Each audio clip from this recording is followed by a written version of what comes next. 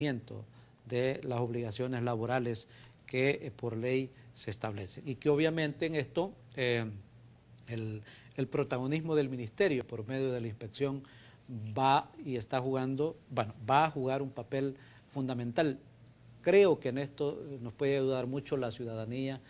En los próximos días vamos a anunciar, digamos, los nuevos mecanismos de recepción de denuncias, de recepción de inquietudes de la ciudadanía, y vamos a, más que solo a recepcionarlas por una llamada telefónica o por medio del internet, vamos a tener la unidad correspondiente que le va a dar seguimiento a esa denuncia ciudadana y enfocar, de acuerdo a la denuncia que ha puesto la persona, enfocar ahí en el área que le compete en el caso del ministerio, y si es en el tema de la inspección, pues obviamente enfocar ahí el accionar del ministerio. ¿Cómo va a ser esta recepción de denuncias? Acabas de tocar un punto importante. Generalmente, o por lo menos en los últimos años, mejor dicho, el Ministerio de Trabajo está ubicado sobre el Paseo General Escalón, ¿no? Ajá. Físicamente bastante accesible, pero para las personas más cercanas. Sí. ¿Qué pasa con la gente de los departamentos que de repente, imagínate, en las peores condiciones, ni les han pagado el salario, no tienen ni plata para pagar el bus para venir al ministerio y poner la denuncia? Es decir, claro, ¿cómo hacer para que el ministerio esté más cerca de los y las trabajadoras, que realmente sientan accesibilidad del Ministerio de Trabajo cuando quieran poner una denuncia y no se convierta en un proceso burocrático que al final, digamos, hasta es físicamente difícil accesar a donde está el Ministerio de Trabajo? 3 o 4 mecanismos en esto son los que estamos abordando con la ministra, que vamos a crear. Uno, obviamente, y las oficinas ahora están en la parte de atrás, por así decirlo, del Salón Azul de la Asamblea Legislativa. Ahí están las instalaciones actuales del ministerio, las oficinas centrales, pero también el ministerio tiene oficina en Santa Ana, tiene oficina en Sonsonate, en Zacatecoluca, en Usulután, en San Miguel, en La Unión, y una oficina pequeña también en el departamento de Aguachapán. Entonces, ahí se pueden abocar las personas. Pero además, vamos a dar a conocer los teléfonos a los cuales pueden comunicarse para presentar o hacer llegar su denuncia, su inquietud. Y además, vamos a anunciar para aquellos que tienen acceso al internet, ya sea bajo cualquier mecanismo que tengan acceso, pues también por esa vía puedan enviar su preocupación, su inquietud. Entonces, de tal manera que, y es parte de la nueva visión de la administración, es conectar, es relacionar a la institución llamada Ministerio de Trabajo con la gente, con los sectores, acercar la institución a la gente allá en el territorio. En esto inclusive ya encontramos un programa que lo vamos a fortalecer y lo vamos a potencializar, lo vamos a relanzar.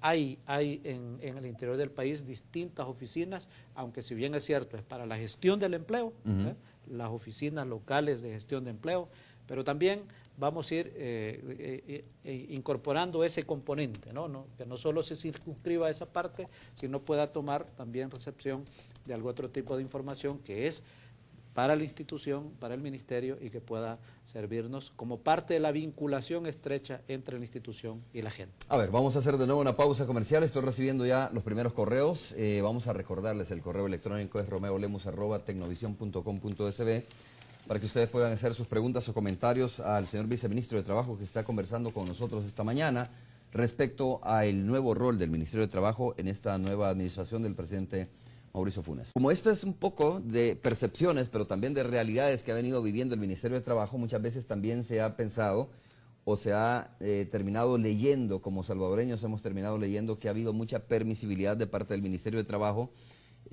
bajo el pretexto de que no hay que afectar al empleador, porque el empleador es el que genera empleo y que por lo tanto, digamos, si se le inspecciona como debe ser, si se le aplica la ley como debe ser, se siente acosado y termina amenazando, ¿no?, con que cierra la empresa y por lo tanto se termina, o se termina con la generación de 400, 500 empleos. Esto ha sido como una cultura que se ha venido desarrollando a lo largo de los últimos años, la permisibilidad bajo el pretexto de que es importante incentivar la inversión, pero en detrimento de los derechos de los y las trabajadoras. Sí, lamentablemente se fue estableciendo eso como lo que se le podría llamar como una política deliberada, que generó en una mala cultura, no en todos. Yo aquí debo decirlo y debo de reconocer que en el sector empresarial, en su mayoría, son muy responsables con sus obligaciones legales, laborales, ambientales, tributarias, etcétera, ¿no? Pero cuando el ministerio hacía deliberadamente ese papel, pues obviamente en algunos fue generando esa mala cultura. El ministerio... Pero generalmente en el sector de maquila, más o menos, ha habido más, digamos, por ejemplo, ¿no? Donde se ha visto más casos como estos, realmente. Sí, por ejemplo. Y yo debo decir que al contrario, y también lo escuchamos anteriormente en discursos, es decir, ¿qué es lo que requiere el inversionista, el empresario? Reglas claras. Reglas claras significa un marco jurídico claro. Entonces, en ese sentido, creo que era equivocada esa percepción de que en la medida que se decía, mire, que se cumpla la ley, que en esa medida ahuyentabas a los inversionistas de ninguna manera. Y creo que los inversionistas deben de estar muy, digamos, tranquilos en el sentido de que aquí de lo que se trata en esta nueva administración de que la ley se cumpla. Y eso es así para trabajadores, para empleadores, para todo el mundo, para los funcionarios, debe de ser así.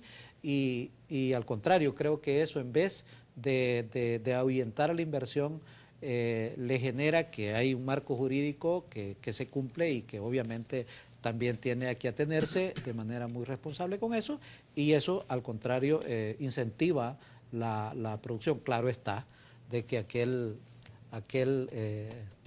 persona que se ha mal culturizado en eso, sentirá su interés afectado, pero en eso lo sentimos mucho, pero se trata de que cumpla la ley, claro. Tú hablabas de un código laboral bastante antiguo, no necesariamente por eso malo, pero... casi 40 años. ¿Tú crees que es necesario como revisar el código de nuevo y ver algunas reformas que podían ser viables para modernizar el código, sobre todo cuando estamos en una era de la globalización, en una era de la modernización de los ministerios de trabajo, donde se exige, ¿no?, más protagonismo de parte de los ministerios? Las leyes siempre deben de irse actualizando de acuerdo a cómo va avanzando la realidad social, la realidad económica, la realidad política en los estados, en los países, y el nuestro no debe ser la excepción. Más sin embargo, yo creo que ese tema tendríamos que abordar, es uno de los temas que con seguridad de manera concreta podrá abordarse en el Consejo Económico Social. Eso debe de ser producto del diálogo, de la concertación, pero creo que quiero repetirte esto, reiterarte que con el marco jurídico que tenemos y con la voluntad política de hacer las cosas también, como lo dice nuestra nueva visión, de manera transparente, obviamente se puede dar ese salto cualitativo, no necesariamente basándolo en una reforma puntuales o integral del Código de Trabajo. El país puede avanzar mucho con este marco jurídico que en materia laboral tenemos. A ver, vamos a revisar algunos correos porque más adelante vamos también al enlace con la Radio 102.9. Este correo de Martín dice lo siguiente: viceministro, dice: es necesario que el Ministerio de Trabajo ayude a las empleadas del servicio doméstico, dice, para que formen un sindicato, ya que muchas de ellas, por no decir que la mayoría, son muy abusadas en su empleo y la mayoría con sueldos muy bajos. Dice también a hacerles saber que un sindicato no es una